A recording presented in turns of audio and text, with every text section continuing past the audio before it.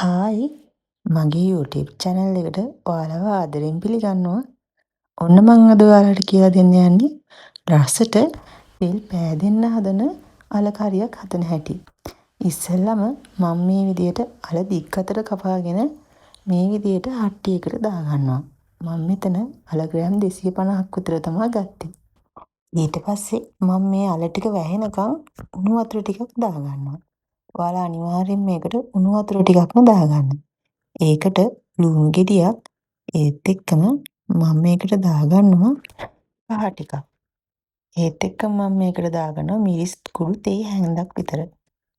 ඒත් එක්කම මම මේ දාගන්නේ අමු තුනපා තේ හැන්දක් විතර. මේ මන් දාගන්නේ උළුහාල්. ඒත් එක්කම කුරුඳු. මේ මන් දාගන්නේ එනසල්. මේවා අනිවාර්යෙන්ම අල එක්කට දාන්න ඕන අමුද්‍රව්‍ය. මේවා දාපුවාම අලේකේ අමුතු රසක් තමයි එන්නේ. දැන් මම මේකට දාගන්නේ රම්පෙ.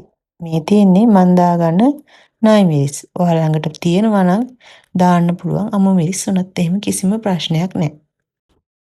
ඒත් එක්කම කරපිංච තියෙනවා නම් දාගන්න. මට කරපිංච තිබ්බේ නැති නිසා මම දැම්මේ නැහැ.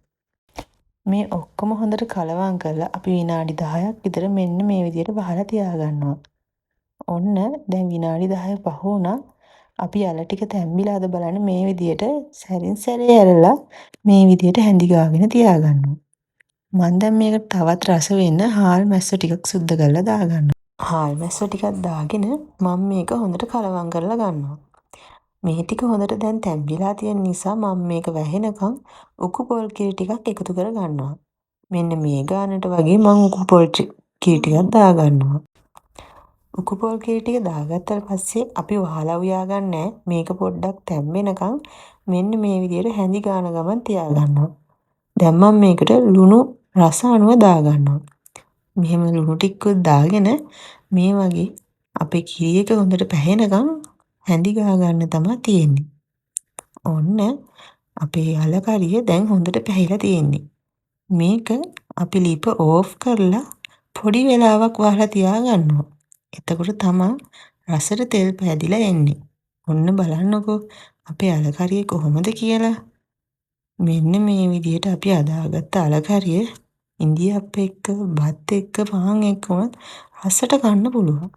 අල මේ විදිහට හදලා බලන්නකෝ කොච්චර රසද කියලා.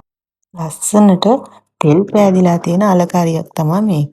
අපි මේකට වැඩියෙන් තෙල් දාගත්තෙත් නෑ. අපි අවශ්‍ය ප්‍රමාණයට උකු කිරි වලින් තමයි මේ විදිහට තෙල් පෑදෙන්න අල කරිය හදාගත්තේ. එහෙනම් ඔයාලත් මේ විදිහටම අනිවාර්යෙන් හදලා බලලා මට කමෙන්ට් එකක් දාන්න. ඒ වගේම මේ වගේ රස රෙසිපි දැනගන්න මාව ෆලෝ කරලා තියාගන්න.